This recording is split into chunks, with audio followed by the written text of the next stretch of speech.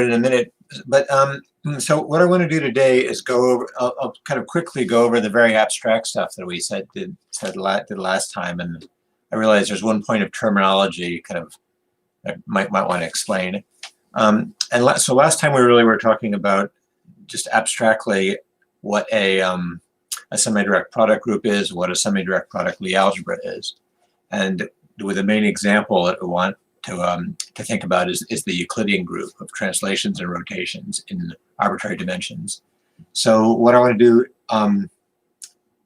after reviewing that a little bit is to go and get started on thinking about what are the representations of the Euclidean group in particular, and those turn out to be kind of very, very, very closely related to what's going on in quantum mechanics. And in some sense, we'll see that the theory of a free particle, the state space of a free particle, and the operators you have for a free particle really are exactly what you expect to have for a representation of the Euclidean group. And then just maybe so that'll get us to what's in chapter 19 of the book. What to say a bit about what's in the next chapter? I should kind of I should apologize a bit for that. A lot of the early there's some kind of an abstract point of view about which I wanted to take in there, partly because I wanted to use it later in the second semester.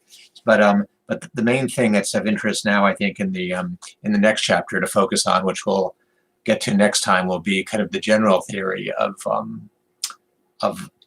what representations of groups like the Euclidean group or the Poincare group, how you think about those representations in general. So what we're going to do today is going to be some special cases, especially the what happens in 2 and 3 dimensions, and then next time I'll get on to a little bit more of the general theory. Okay, so that's the outline of what we're going to do today. So let me get started. Maybe just to kind of quickly say again about what we were doing last time. Okay, so the idea was that you had so we were talking about semi-direct product groups.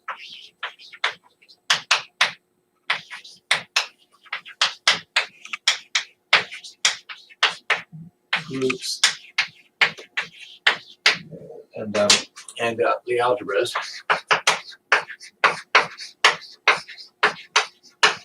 And I would always write these things as one Lie group, and then this weird symbol for semi-direct product, and another one. And for Lie algebras, I'll just use the same symbol for Lie algebras. So it's a Lie algebra, then semi-direct product with, and some of the same comments I made last time that this terminology is a bit not so great, because it doesn't actually tell you that the whole point of what's going on is that this K is acting on N, and that's what actually makes this non-trivial and not just a usual product. And I guess I just wanted to say that so the information about how K acts on N is what's called a so for each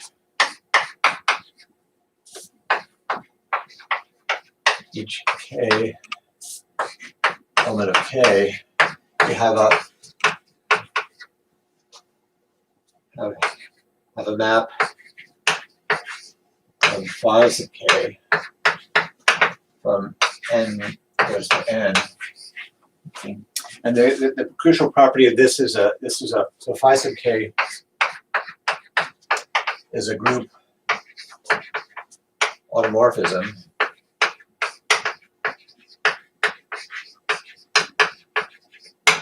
So what this is, here when we say a group homomorphism, we mean a map. That would be that the map preserves the group property, that phi of G1 times G2 is phi of G1 times phi of G2. Here, the auto does this just means that instead of a general homomorphism goes between two different groups, an automorphism goes from the group to itself. So this is just like a N1, N2 is phi K of N1.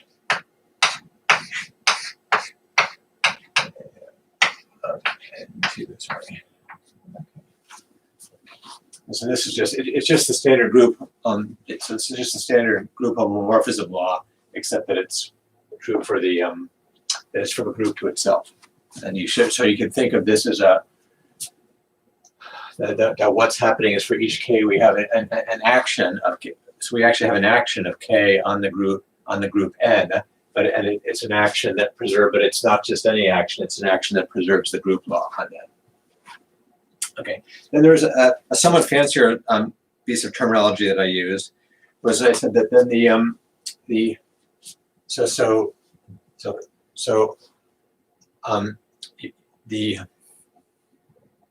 for the Lie algebras, what happens is that the Lie, so you need again an action of this on this, and you have to think about what that means. So Lie k acts on the on Lien by what are called derivations.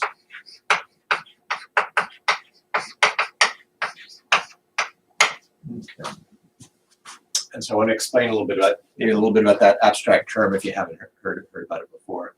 But you should think of what it should call to mind is here. Well, here you've got a group.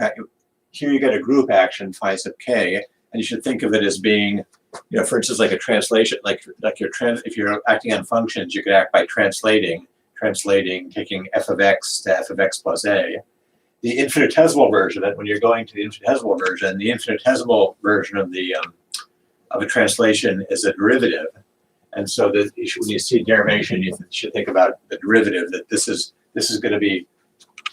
an action that behaves the way a derivative behaves, and it behaves as it's kind of the infinitesimal version of some kind of homomorphism property. And so in this case, you have the action.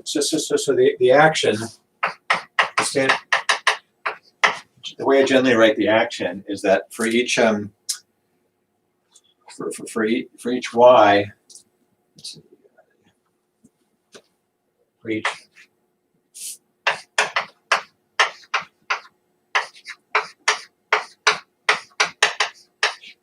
if you have something in the Lie algebra K, you want these things to act on the Lie algebra of n, and the way you write that action is by x by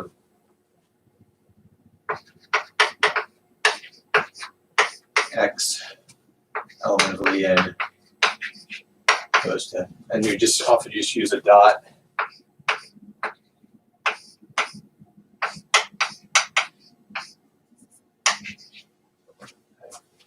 So I could have written some symbol. Actually, maybe another possible way of a symbol that might have made sense would be to because in some sense this action is going to be the derivative of this action. So maybe I should maybe have written. I could have written this thing in this case as being equal to phi prime of x. Sorry, phi prime at y dotted with x. So I'm not really. Anyway, I don't want to kind of get at that level of thinking about this, but if you wanted, you could do that. But then you needed some property, of what is the derivative. If this is true here, what's it going to do as a derivative? And that's the and so what it means. So a general derivation. So maybe the right way to say it is that a derivation is that it's a linear map that obeys the Leibniz rule.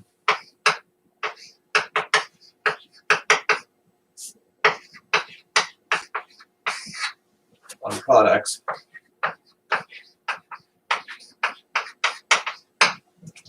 So whenever you have a So this is just a general bit of algebraic terminology, that whenever you have what mathematicians call an algebra, which is something that not only do you know how to add stuff, but you also know how to multiply things. You have a multiplication. Well, if you have a map acting, a linear map acting on this algebra, and when it and if you act on x1 times x2, and you get the action on x1 times x2 plus the action on plus x2 times the action on x1, in other words, a Leibniz rule, then you say it's a derivation. And in this case, the product is a bit funny. In this case, the product that we want to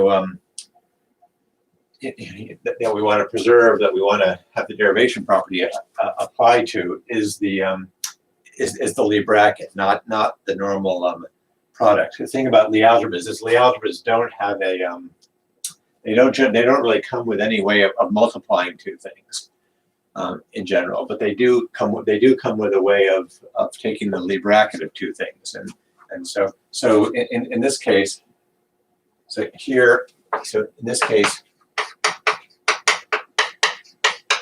what the derivation rule works out is y. So y acting on a product, the algebra product, is going to be given by one term where you act on here and leave this alone,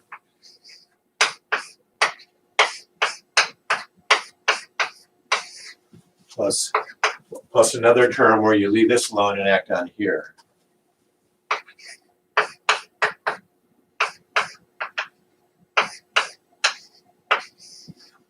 Okay, so that's the general story.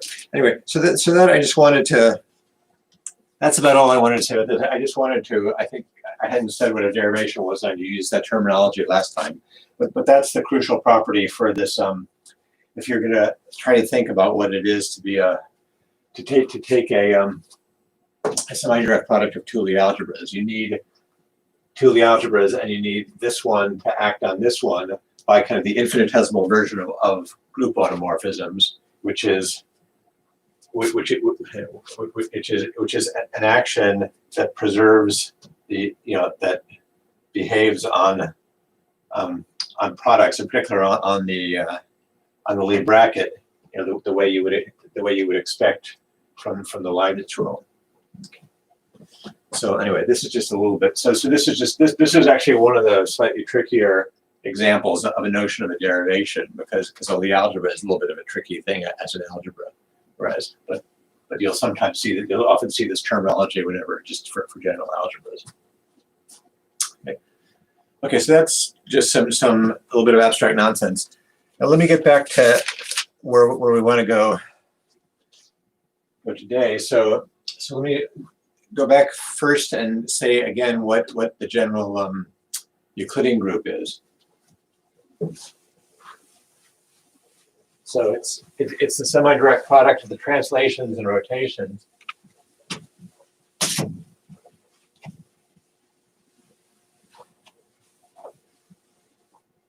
So Euclidean group.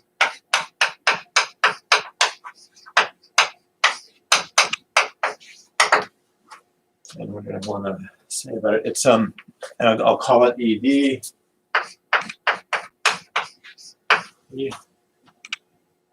And what it is, so you can think of it as so you can think of it, one way of thinking of it is pairs of some, some vector. This is in RD. It's going to be a translation in D dimensions, and then there's going to be R. So it's R D. And so I'm going to just take the connected component of this, so no parity transformations. But so it's pairs like this with the with multiplication.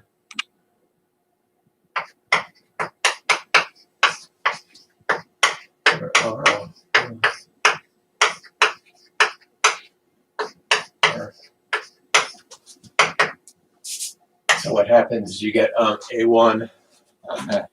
Anyway, this is always tricky to remember. It's A1 plus R1 A2.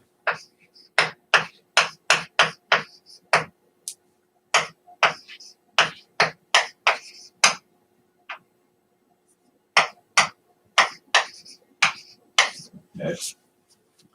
So it acts like that, or matrices. Then you take a D by D piece, which is the SOD matrix. You put a D by 1 on column here. That's that. Put a 1 here and a 0 vector here, and then just the usual matrix multiplication. And you can check that if you go back and forth between these two things, the matrix multiplication corresponds to that change. And then if you take the Lie algebra,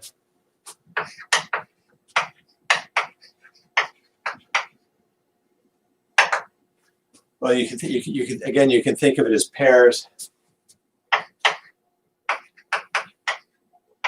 And again, now the Lie algebra of a translation is just an infinitesimal translation. It's the same. It's also RD. So again, we'll just write it as a vector, the same thing, and we'll use the same kind of exponential coordinates that the group and the Lie algebra are related by the exponential and are given the same coordinates.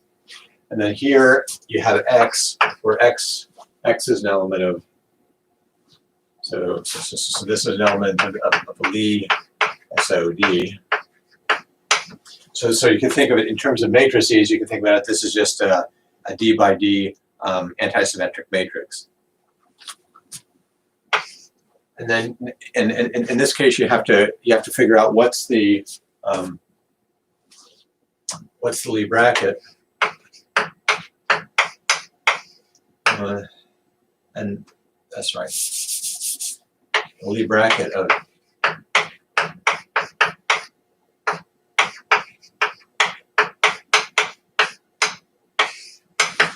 well, you're gonna take the so as far as the way these things behave, as far as just the K part of it, the group part of it, the SOD part, it's the usual thing. So it's just that's just going to give you this.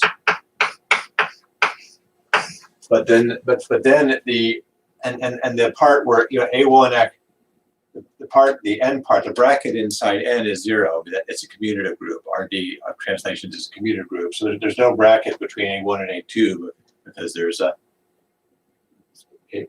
because it's commutative. The bracket is 0. But you do get an effect of this derivation action of the rotations on the translations, and it shows up in a term like this. If you have x1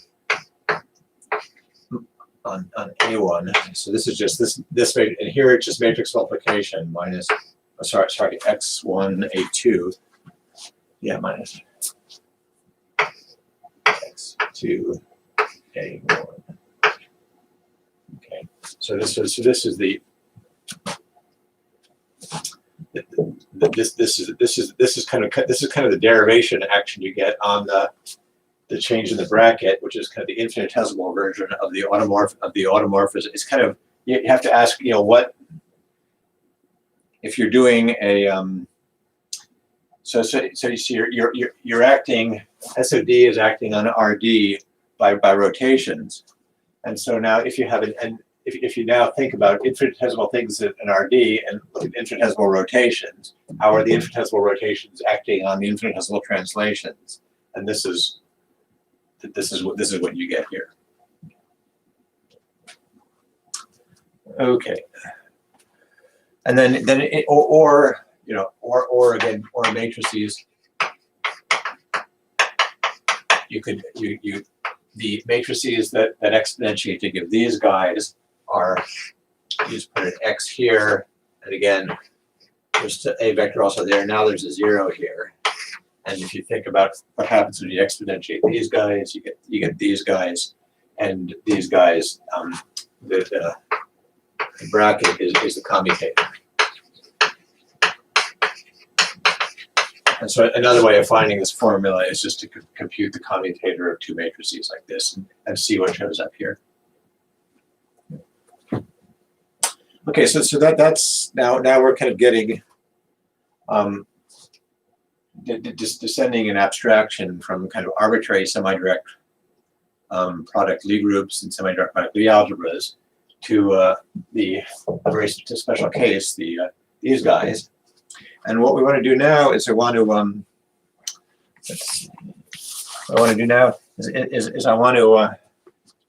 start on the question of, what do the representations of this thing look like? Okay, so let's and again, so next time I'm promising I'll try to say something about kind of general theory of these representations and a general theory that applies to the Euclidean group and to the Poincare group and to other special cases where n is commutative. But for now, before we get to that kind of general theory, what I wanted to do is just to spend some time kind of showing you what happens in 2 and 3 dimensions. So we're going to look at today representations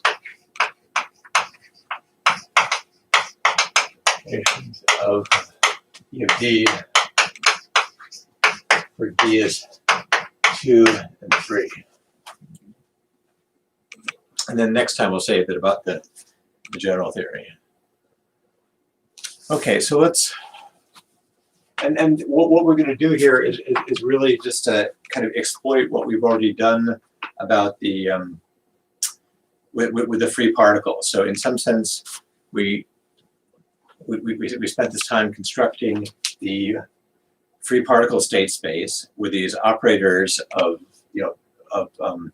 P at the momentum operators, which give you translations, and then we also found these angular momentum operators L, which are combinations of the Q's and P's that give you rotations.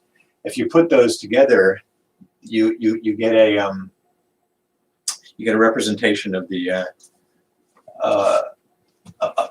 Euclidean group on the state space of a free particle, and that's so what I want to do is just kind of use that, and that turns out in 2 dimensions to actually give you all of the irreducible representations. They all kind of come from that construction, and in 3 dimensions we'll see that you get you get some of the representations that way, but then there's something more interesting, that the fact that you have kind of spin in 3 dimensions gives you more interesting possibilities. But I want to start with D is equal to 2. And in some sense, though, all it really is going on is I'm just kind of using the fact that I already know, you already have a representation of that it's pretty clear that you have to have a representation of the Euclidean group in 2 dimensions on the state space of a free particle, because you know how to do translations on it, you know how to do rotations. But let's do this. So we're going to do this first for D is equal to 2. We're just going to work in 2 dimensions, and then what we're going to do is so let me just kind of go through this. But this in some sense should be fairly straightforward. There's nothing kind of complicated going on here. It's really just kind of a reimagining and reinterpreting stuff you already know about the free particle and operators on it. Wait. So it's just so the Lie algebra.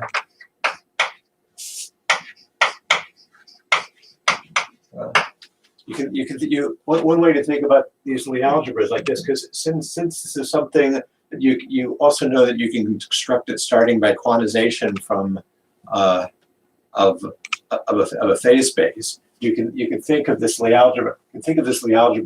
As so it can be identified with.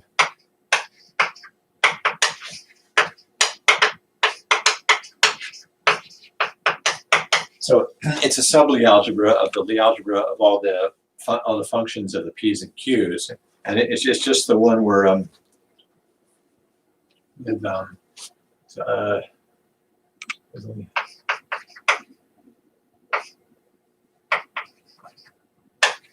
algebra with basis.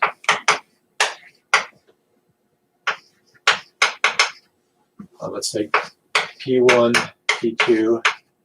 So these are translations in the two directions, and then you've also got a, but then you've got rotation. But there's only one direction rotation in the plane, and that's given by Q1, P2 minus P, well, Q2, Q1. Right? Okay. And then the bracket, the Poisson bracket. It's just a standard Poisson bracket.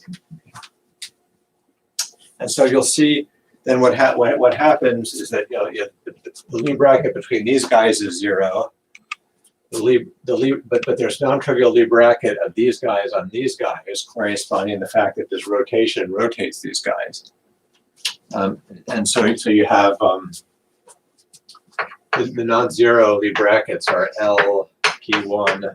What does it come out to be? It's P2 and L P1 minus P2. So they're just infinitesimal rotations in the plane. Quick question. Yeah. Why don't we also make Q1 and Q2 part of the basis?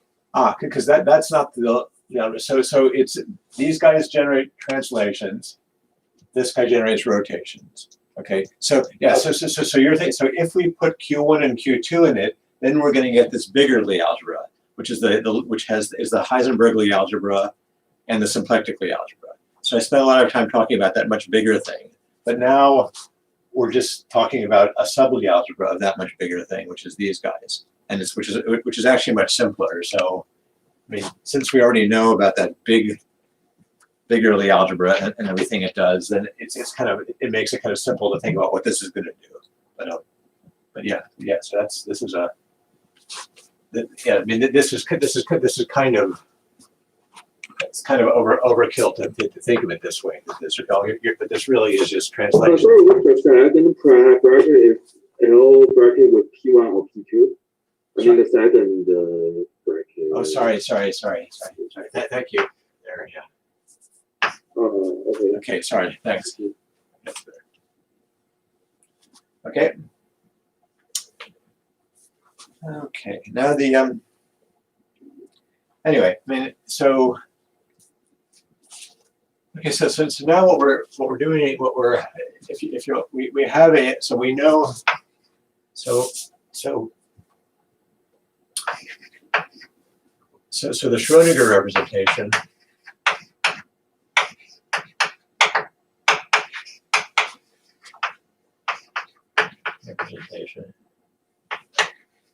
and so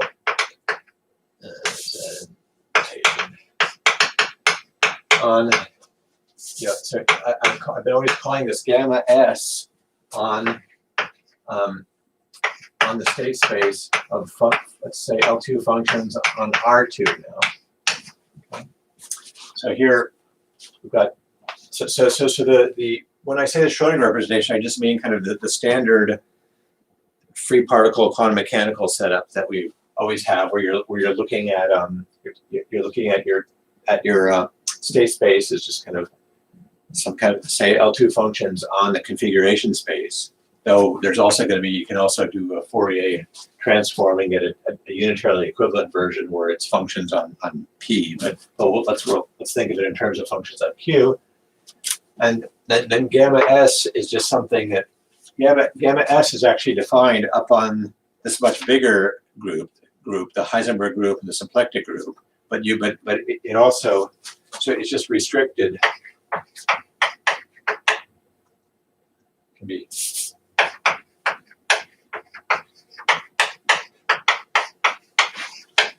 to the to E of D. Let's write for RD. R2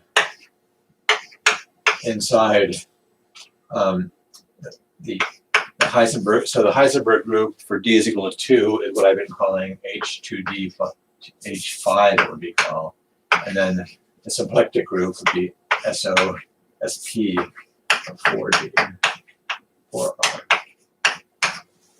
Yeah, so this is a much, yeah, so thinking about kind of all P's and Q's and quadratic things, what they do gives you this really, gives you a high-powered representation on this space. And we're just looking at, we're just restricting to a subgroup, which is a much simpler subgroup, which is this guy, where it's things are actually much simpler. Really all that's going on here is that you're just you're really just looking at taking the functions on R2 and looking at the induced.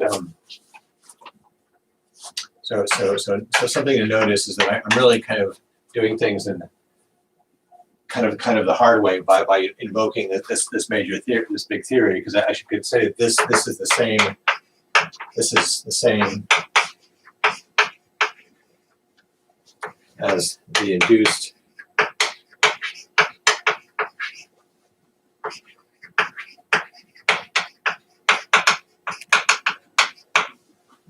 on function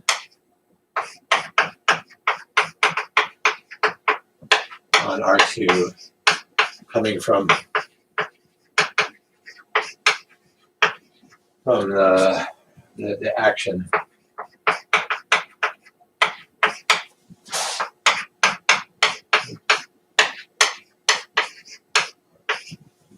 Yeah, so I mean, in some sense, I'm more worried that this will get confusing just because it's kind of I'm using a high-powered tool to get at something which there's an easier way to think about it. And the easier way to think about it is just to say, well, I know how the Euclidean group acts on R2. It acts by translation rotations, but I don't know. So whenever I have an action of a group on a space, I can add this action where I take f of x to f of g inverse acting on x, and that induced action on the functions on R2 will also give me a representation, and you can check that representation is actually exactly the same as this more high-powered one. It's because we've got a setup where we're thinking of functions on R2, and we've got a Euclidean group acting on it. There's really only kind of one natural thing that can happen, which is this, and it's what the Schrodinger representation looks like if you think about it just in terms of the act of what E2 does, or it's geometrically it's just the obvious thing. Okay, so then maybe just to say a few. Anyway, just to kind of let me just say what's happening in this language of gamma S a little bit. So you have. So this is gamma S kind of restricted to this guy.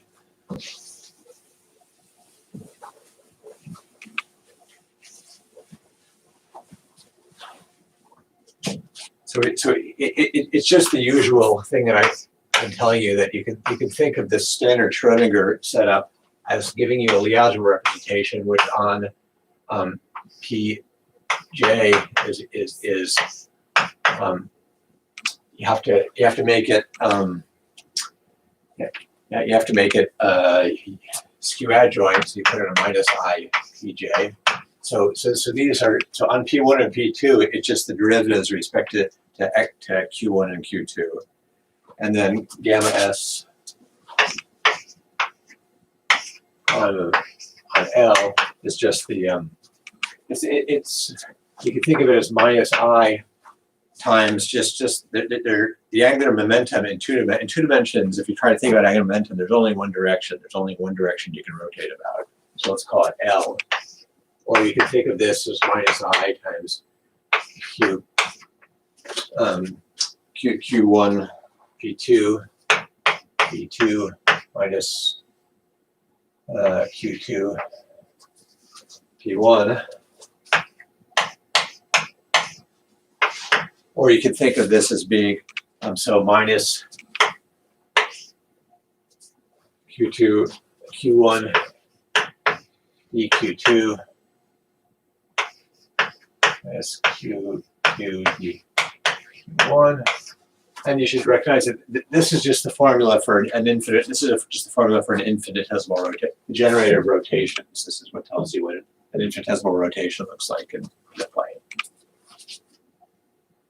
Okay, so anyway, so these are the these operators we have, which are kind of telling you what the Algebra representation of E of D looks like.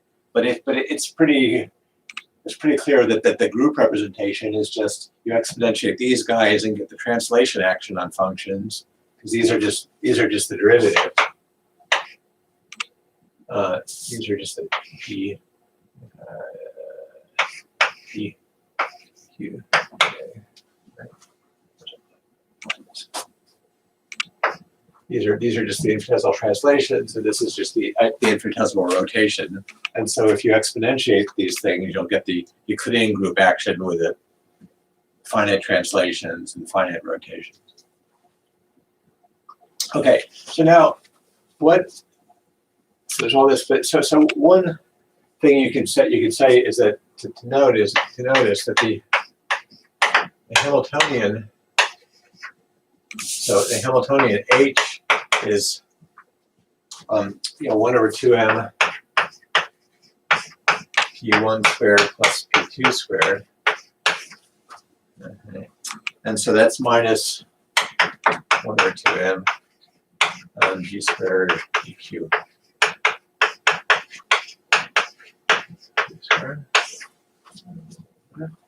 So the Hamiltonian is this second order differential operator. It's what you get by quantizing p1 squared plus p2 squared.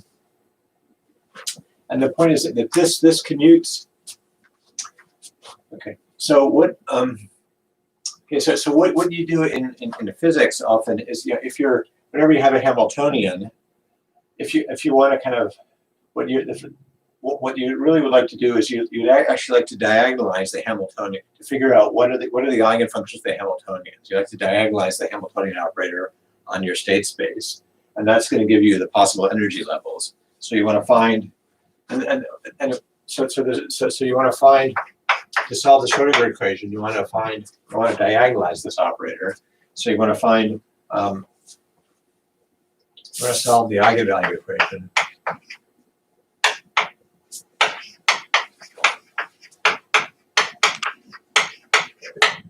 H psi is equal to D psi. And these are going to be the eigenvalues.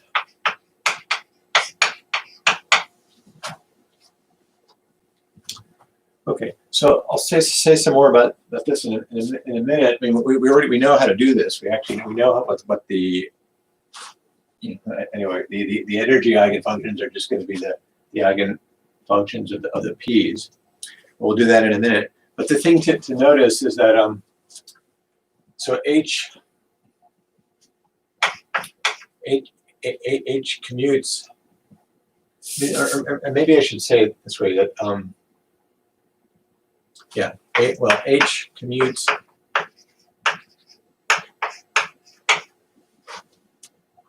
let's think that way. Well, anyway, maybe it might even be better to do it this way. Let me just say it this way. So P, no, so let's say P1, small P1 squared plus P2 squared, Poisson commutes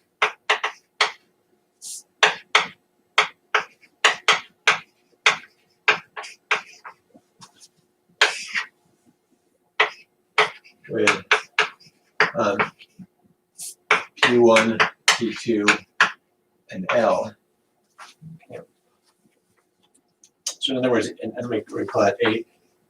Well, it's not H is this thing divided by 2m. But anyway, up to 2m is just a constant. Up to 2m, this is the Hamiltonian, and it Poisson commutes with these guys. In other words, if you take the Poisson bracket of this with P1, it's clear that that both of these things, everything commutes. These things all commute with P1, so it'll get a Poisson bracket. It will be 0. If you take the Poisson bracket of this with P2, same thing. And if you take the Poisson bracket of this guy with L, so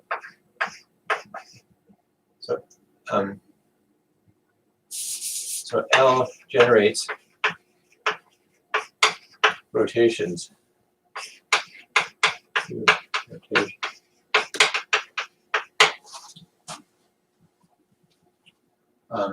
So H, so P1 squared plus P2 squared is rotation invariant. So I mean, you can do the computation, but you expect P1 squared L is equal to 0. Because this Poisson bracket is just what this guy generates in SO2 transformations acting on this function are going to give you are going to leave it invariant. So the infinitesimal action of this guy and here is 0. Okay. So what so the bottom line of all of this, let me just kind of say this to bring it back to using some general theory, is that this guy is a quadratic operator which commutes with which this guy is something that when it gets quantized, he's going to give you quadratic operators, and he actually commutes with everything in the Lie algebra. So you're going to get operators that commute with all the Lie algebra representation operators. And this is a situation that you're used to. This is very similar to what happens with it. This is essentially the story of the Casimir operator. So I should say this.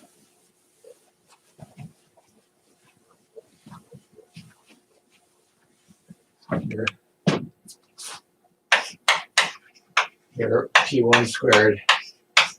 So the operator P1 squared plus P2 squared is a Casimir operator.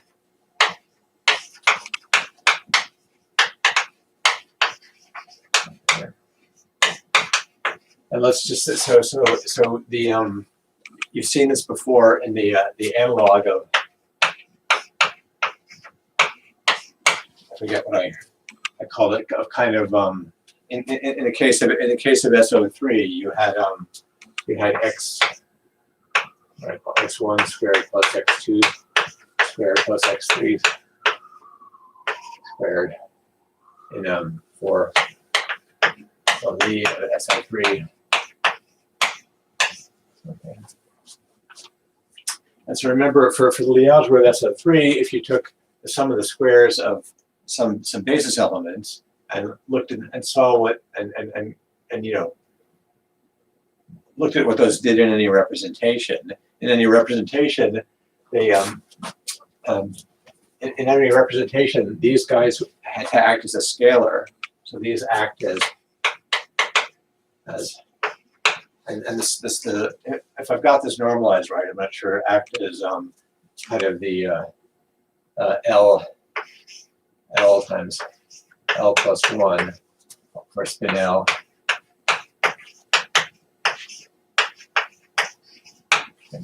So one way of telling which irreducible representation you were in the case of SO3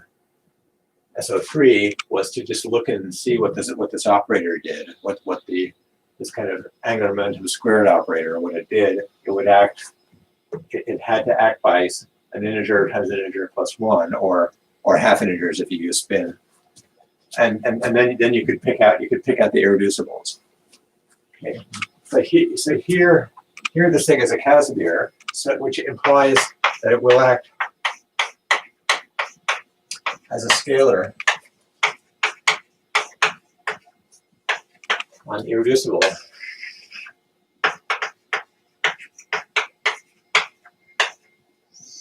E of 2.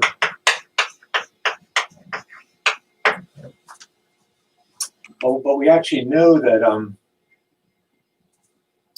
let's see. Okay. But we know that the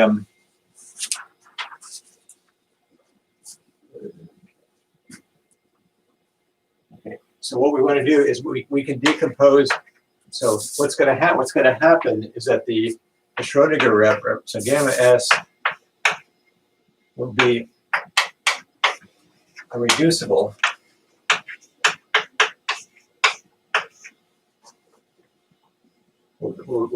So gamma S would be a reducible representation. Okay, with irreducible components.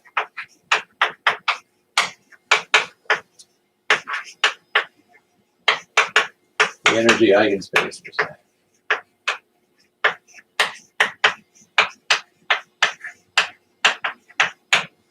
Okay. So what's going to happen is that this Casimir operator is just up to this constant factor of 2m is just the Hamiltonian. And so if you're trying to find, when you act on your state space with it, you get different eigenvalues corresponding to different values of the energy, and each if you fix a anyway, so the irreducible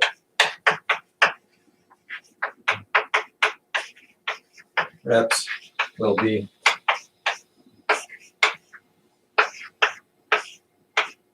element of gamma of S of L2 of R2 such that H psi is equal to E psi.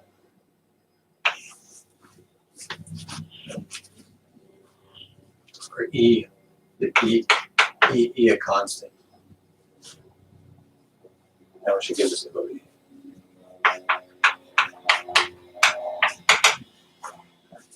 And then remember, and then so E is going to be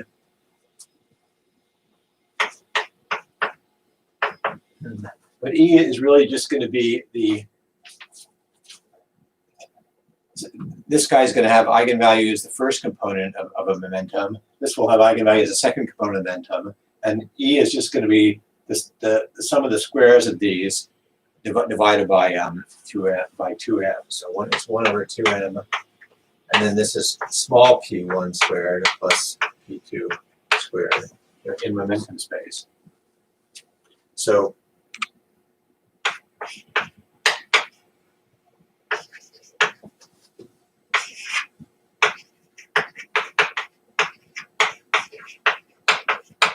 what you're going to do is, if you look at functions and so if you Fourier transform, instead of looking at functions of Q1 and Q2, Fourier transform and look at functions of P1 and P2.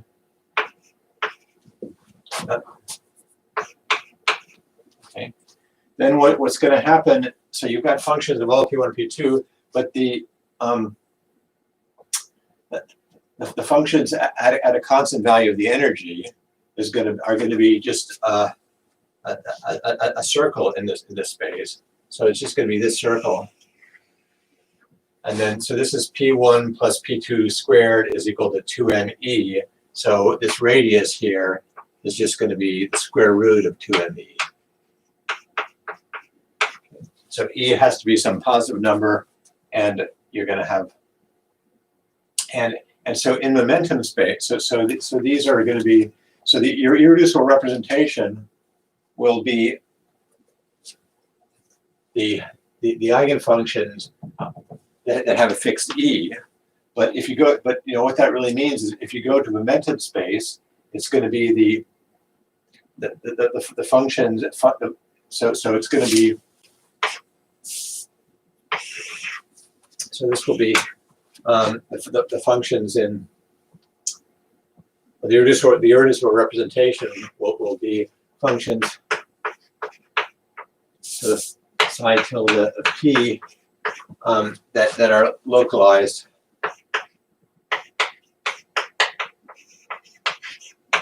on the circle.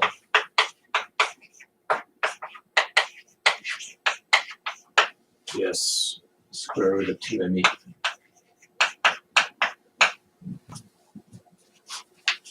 Okay. So if we want to, anyway, so we have a very a simple to understand representation of E of 2 on all functions of Q1 and Q2, but it's reducible. But if we want to know what the irreducible representations sitting in there are, what you want to do, what you can do is use the fact that the Hamiltonian is a Casimir, and then look at the fixed energy eigenspace, and then to figure out what that is, you want to Fourier transform and work in momentum space. So I guess it should be. Anyway. And then instead of having psi tildes of p that could be anything in terms of p1 and p2, you have ones that are just that are non-zero, that are zero everywhere except in the circle. So again, I mean, the fact that you've got functions, I mean, there's these really, so as these aren't really functions on P1 and P2 because they're zero everywhere and there's something on the circle. So they're actually just, again, they're distributions. So these are really so psi tilde of P vector are distributions.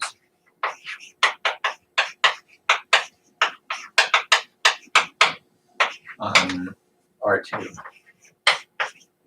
And then, but the fact that so what they do is if you take any particular direction, you know, they're kind of delta functions as that direction hits the circle. And if you ask the same thing, if you try to do the same thing in one dimension, what you would find, you found that the eigenfunctions of a given E are just the things with a certain momentum, either positive or negative. And so you in one dimension, you just kind of had two possible things. So there wasn't any kind of interesting story. There was just kind of a two-dimensional space of energy eigenfunctions of a constant momentum or a constant energy. Here, if you ask for energy eigenstates of a constant energy, you get kind of all. You can construct it by taking all possible functions on the circle, and then then you can Fourier transform back and get the and get what the functions look like in terms of Q1 and Q2, so the answer, what these things look like in terms of Q1 and Q2 will be a little bit more complicated. Let me let me actually just quickly do that calculation, and then we'll go on to 3 dimensions. So let's do. Okay. About the energy eigenspace, how do we know that it is irreducible for each eigenspace associated with each? You can see, let's see. Well, it's really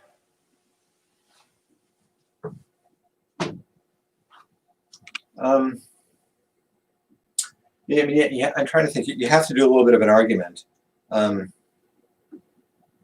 Yeah, I'm not sure what the simplest one is. Yeah, I mean, you do have to think a little bit about that, but it really is just, in some sense, it really is just it's really just the functions on a circle, and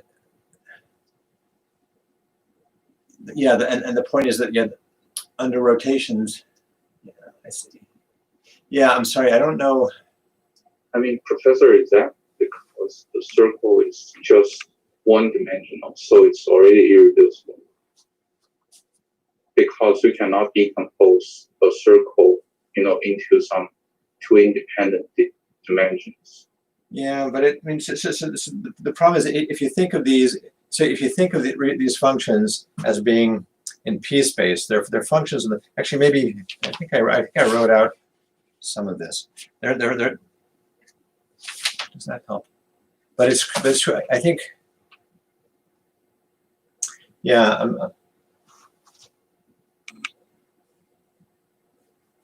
I have to think. There is an argument you have to make there, and I don't immediately see it. But what you should be able to do is if you think about it, you should be able to ask, is there some subspace? Is there some non-trivial subspace of the functions on the circle, which if you act on them, this way by E of D, they'll stay invariant, but I think you actually. I vaguely remember this argument. You need the problem is that to show that you actually have to do an argument using a little bit of Fourier analysis to show this kind of irreducibility. And I'm afraid I skipped this kind of thing before also in the, for the short, one argument I never told you was that I claimed was that the, and I think, actually, I think that's in the book somewhere, that at some point I stated just that the Schrodinger representation as a representation of the Heisenberg algebra was irreducible. Okay, but to show that that's true, you have to do, there is a Fourier analysis argument you have to go through to show that it really is irreducible, and you can, because if it wasn't a proper subspace, you would have things which you can show are zero by computing the Fourier transform. And I think the same version of that argument should also work here, but I haven't really thought about it. But yeah, off the top of my head though, I think it's not completely obvious. You have to do something. I think that's right. But let me just kind of say this a bit more carefully. Let's just write. Let's go to. So if you want to do this, when you work in momentum space, you clearly, the best thing to do clearly is to work in polar coordinates. So go to use polar coordinates in momentum space.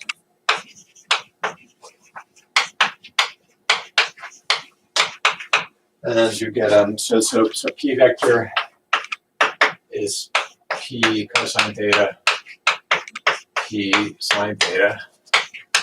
Right. So p is just the p is just the absolute value of p vector, square root of p1 squared plus p2 squared. And then so then one way of thinking about this is that psi tilde of p vector then has to be so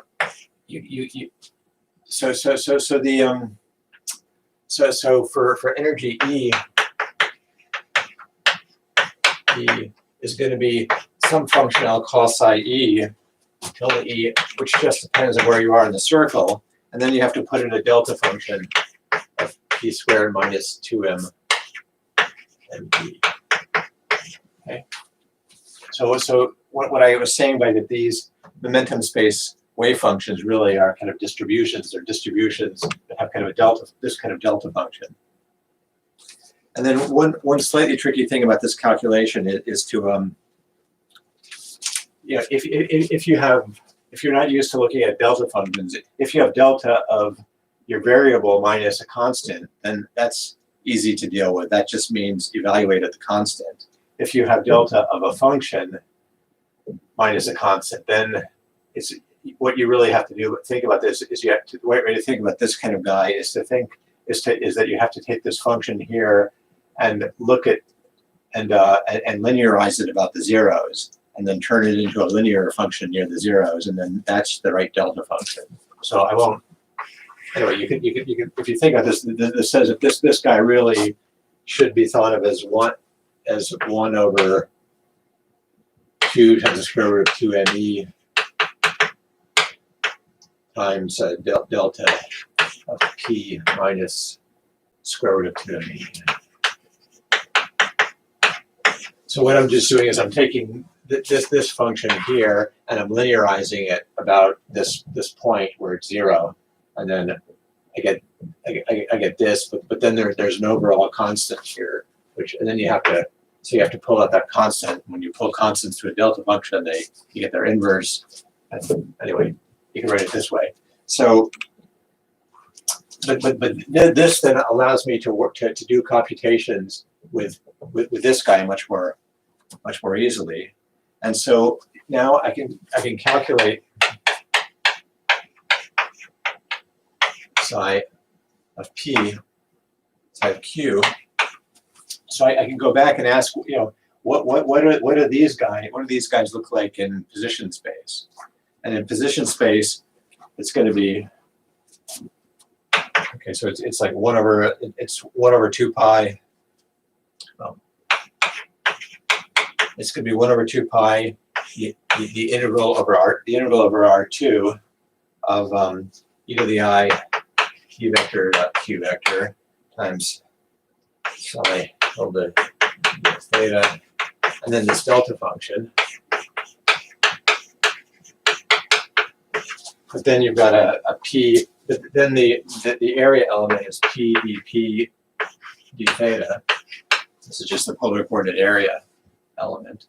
And if you then use this function and use one of the delta functions to get rid of the radial integral, what you're going to get finally is 1 over 4 pi times the integral around the circle of e to the I square root of 2me, then q1 cosine theta plus q2 sine theta, and then the whatever this function was. So I want to I'll kind of stop there, but stop working too much there. But you can the kind of a little bit fun aspect of this thing is that, so what happens is if you go into in momentum space, these energy eigenfunctions are kind of very easy to understand. They're just given by functions on the circle, right? So this guy, and then you could, for instance, do Fourier analysis and taking so if you take psi e tilde of theta, you can so you can for instance Fourier analyze these guys and take it to be, e to the in theta, just to be just take the standard Fourier components or decompose your functions in that circle into these guys. Now the somewhat interesting thing of this guy implies, so what happens, for instance, so you get interestingly complicated behavior in the position space. Though in position space you get some interesting you get some very non-trivial integrals to do here, and you actually get some non-trivial special functions. So in particular, in this case, you get in one case I get the psi of 0. If you just go out in one direction and ask what happens, what happens just in one direction, you get a Bessel function, the nth Bessel function.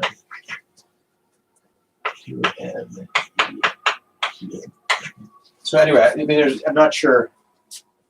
Anyway, this is just kind of one kind of fun way of understanding where Bessel functions come from. That Bessel functions are, when you so maybe that was just kind of one of the messages of this, is that one way of understanding Bessel functions is that Bessel functions are the things you get when you start thinking about the representation theory of the Euclidean group and the plane, and then you get things, you get the irreducible representations. If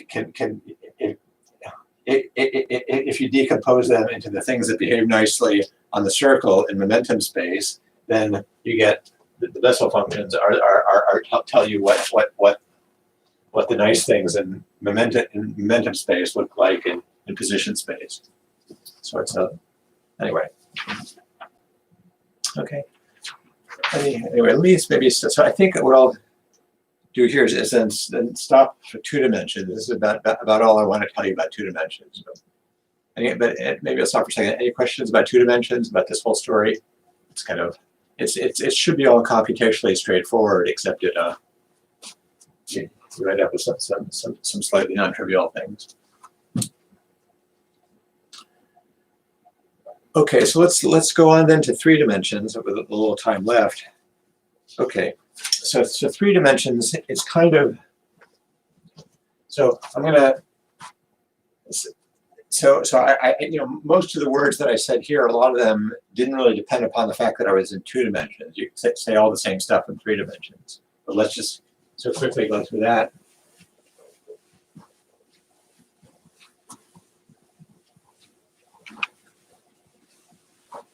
So you go with 3. So you have 3. So the Euclidean group 3 dimensions. Okay, so now what you've got is you've got P1 P2, P3, but you've also got L1, L2, and L3, and these are just the these are just the what is it? So L J is epsilon J K L Q K P L. So they're just the combinations of the combinations of the Q's and P's, and the Poisson brackets.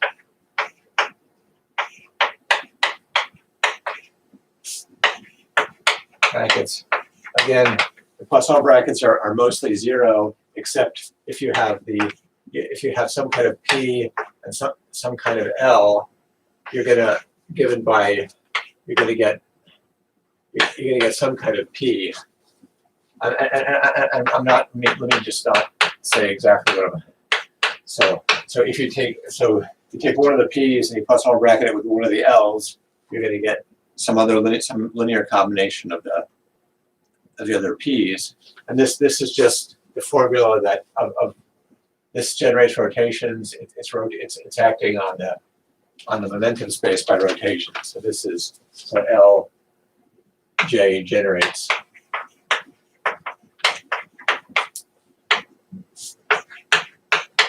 Rotations in momentum space about the j-axis. That's what's happening here. Okay, and I did write all these things out in the, and then you get the same thing. But anyway, quantization.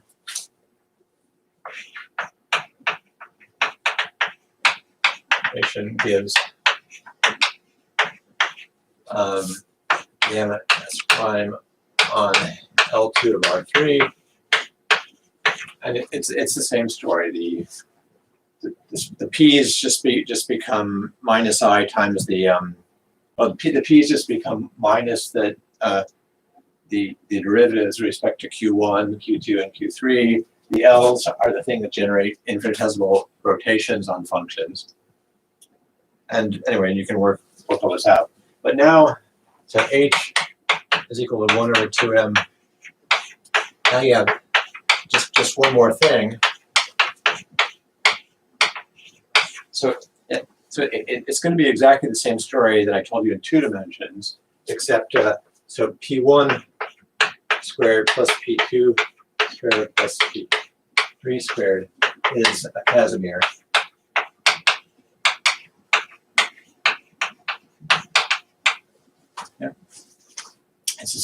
For the same reasons, all the P's commute with it, and it's a rotationally invariant combination. So all the LJs will Poisson commute with it.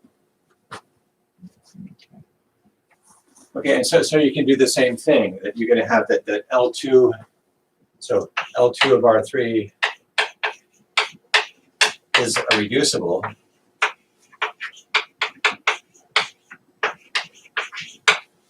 Representation of E of 3, and you can get your reducible representations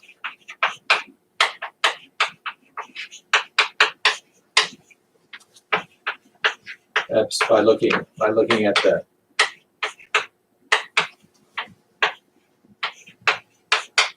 the energy eigenspaces.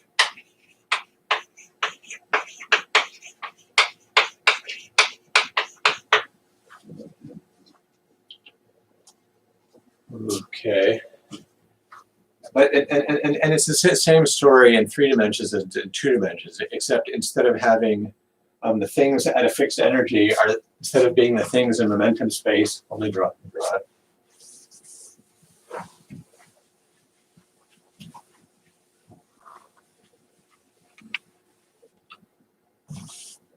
So you have in R3 instead you have a sphere,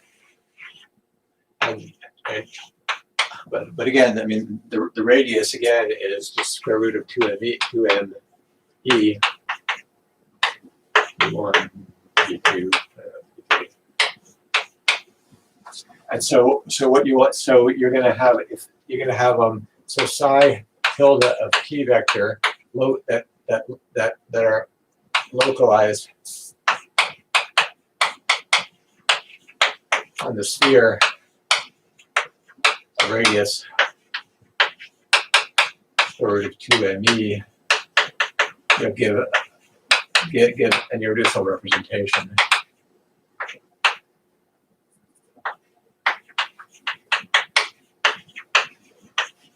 And again, there's the same problem. Yeah, I mean, you have to also worry about proving that this is irreducible, but I think should be able to do that with Fourier analysis. And that, but it's very similar to what's happening in 2 dimensions, and the calculations are the same. If you want to, you have to use the fact that in some sense, these are not functions on R3. They're distributions on R3, but they're localized in a sphere, so you can actually think of them as functions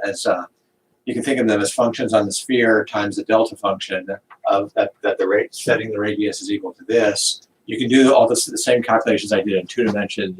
You can write them out, and again you have a quite non-trivial relationship between the kind of simple things to understand that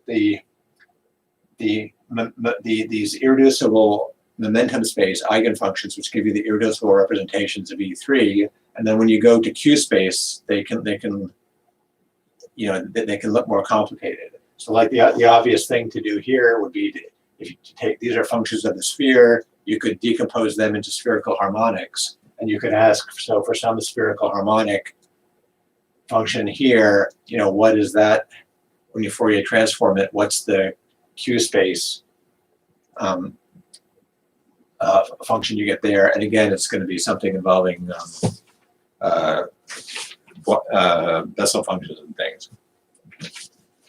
And maybe just to finish up then, okay, so so the actual story that I told, I guess I didn't say this, but in 2 dimensions, the theorem, it turns out there's a theorem that actually what we constructed, what we were looking at, that was all the representations of E of 2.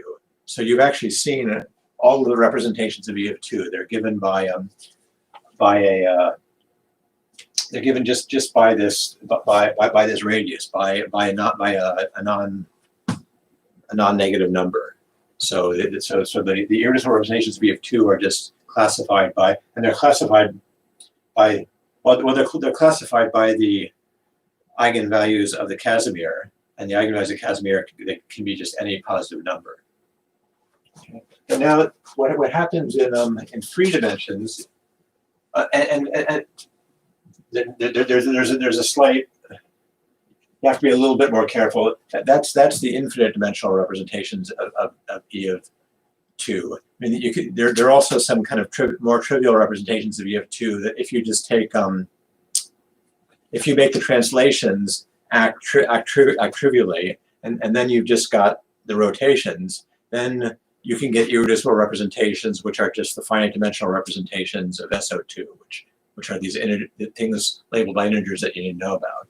So they're these kind of,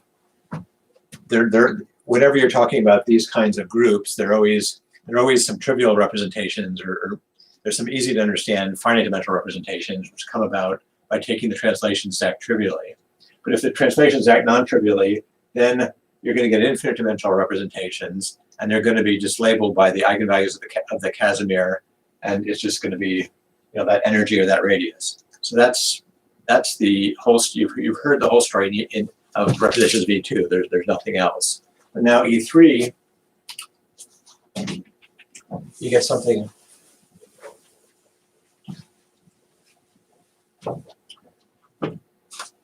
So again, it's the same thing for E3. You can ask, what are the representations where the translations act trivially, and then you just get the representations of SO3, which you know about. But the so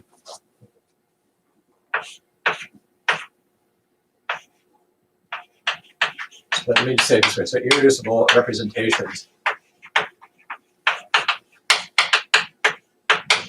of E3, where so some translations not trivial are given by All right, all these hits are classified by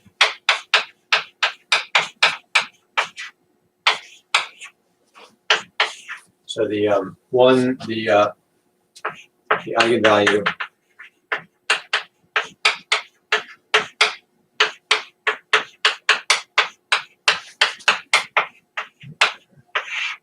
okay. So same thing as so this is going to be some e greater than 0. So there's going to be some number e greater than 0 which characterizes these, and it's just in physical language it's just the energy of it's just an energy eigen. So these things are going to be an energy eigenspace with energy e.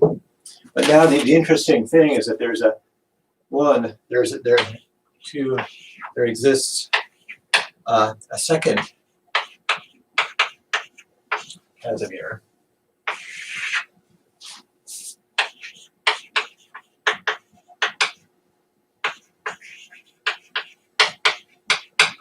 And that's basically going to be instead of taking this is p vector dot p vector as operators, you can take the L operators and dot them with the p operators. So in other words, L1 p1 plus L2 p2.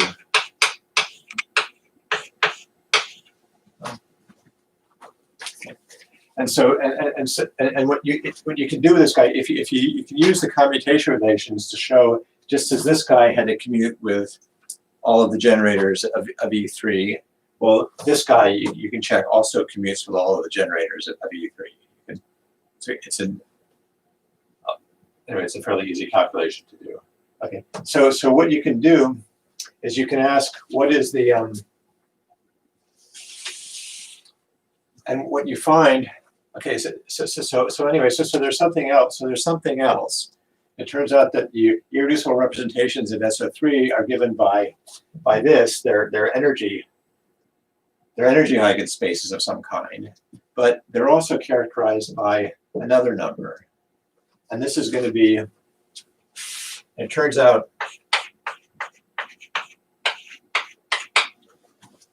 L vector over dot p vector has eigenvalues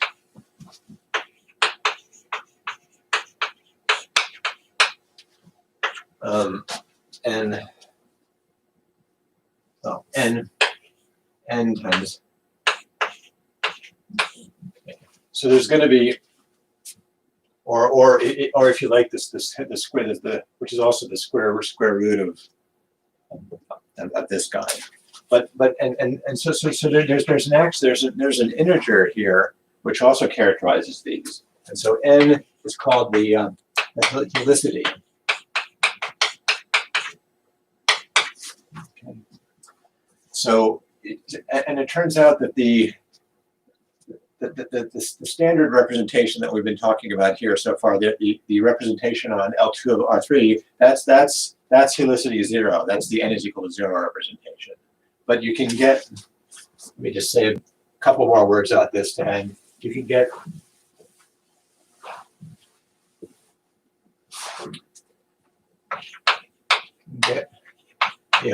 n not equal to 0. Irreducible representation. I'm looking at wave functions are 3 times L cross C to the 2L plus 1. Yeah. 1.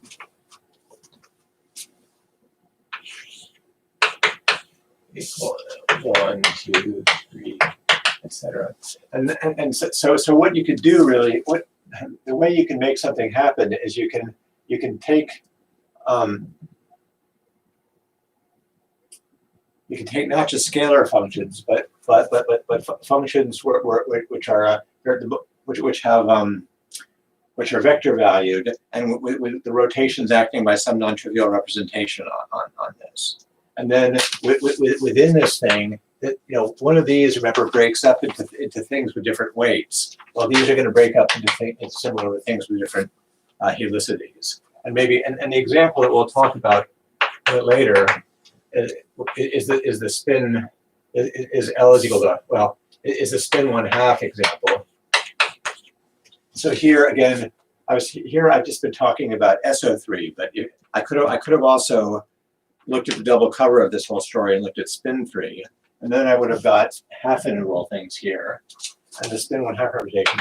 And what you can do then is take H is L2 of R3 and basically tensor it with the spinners, and take H is 1/2m times sigma vector dot p vector squared.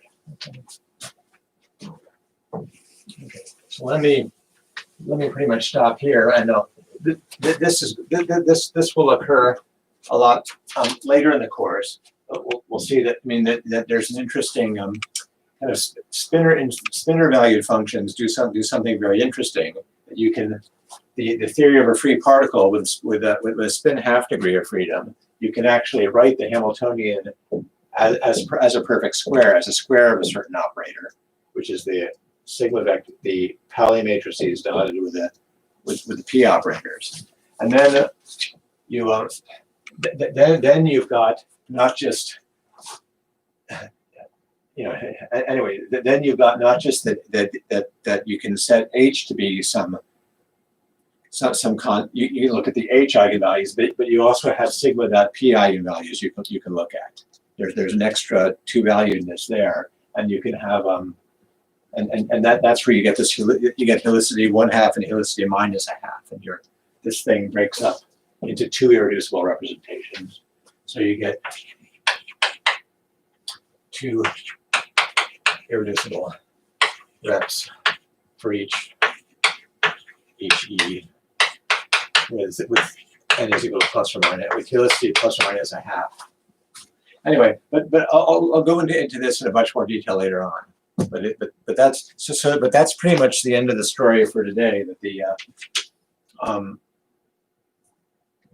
That we for d is equal to 2, we saw all the irreducible representations. For d is equal to 3, we saw that the standard free particle gave you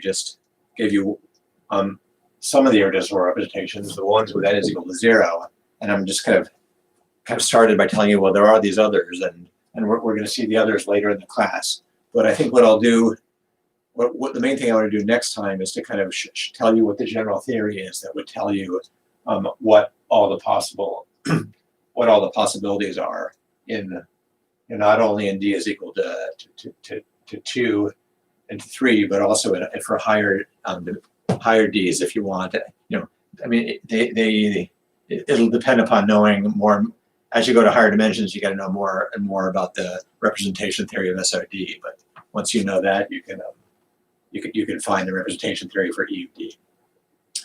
Okay, so better stop there. And again, same warning about the next chapter. If you start looking at it, the motivation is a bit obscure for the first parts of it. The main thing. So you should see it anyway. I'll say something about what's in there, but the main thing that I want to use to get out of at the next chapter is the last part of it, where I do the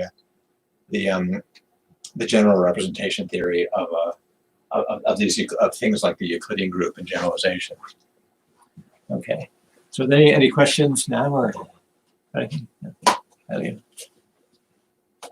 So if we consider like spin half particle but in 2D.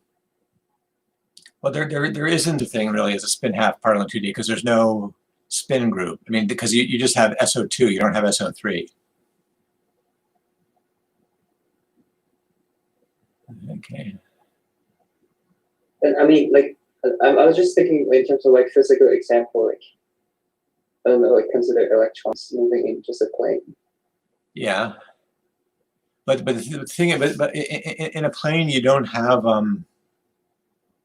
problem is you don't have SO3 acting, so you don't really have a standard notion of spin. Yeah, so in some sense, 2D in some sense is easier because it's really just SO2. There's no let's see. I mean, yeah. There's no. Yeah. There's not. Yeah. Anyway, two dimensions. You don't really have spin 1/2. I mean, you really do. If you just think about if you just think about it from the point of view of representation, that things are representations of the Euclidean group, all you have really is the scalar stuff. I mean, this business about trying to put yeah. I mean, there isn't a the stuff I was telling you about at the end. There's no analog in lower dimensions because there's no second. Problem is there's no second Casimir operator, and another way we'll say next time of seeing it is that if you pick a fixed version of P, a fixed P vector, in 3 dimensions you have a kind of a so-called stabilizer group. You can rotate about the P vector. If you pick a fixed value of P in 2 dimensions, there's really nothing else you can do. It's there isn't any more symmetry left. So I don't know, but there's a lot of interesting things to say about what happens in 2 dimensions. Some of which have to do with that spin statistics works differently because you have anyway. Yeah, but actually, because the way things move around in 2 dimensions, you can get much more interesting things to happen topologically in 2 dimensions than can happen even in 3 dimensions. So there's a lot of interesting stuff in 2 dimensions, but this doesn't really see it. All this really sees is the just the standard scalar theory, and that's the only possibility. Okay. Okay. So, thank you. Any other questions? Okay, and also I guess I'll end this one, but yeah, do come back and we can talk some more if you want. Okay, bye, or I'll see you all next Tuesday. Thank you. Bye. See you.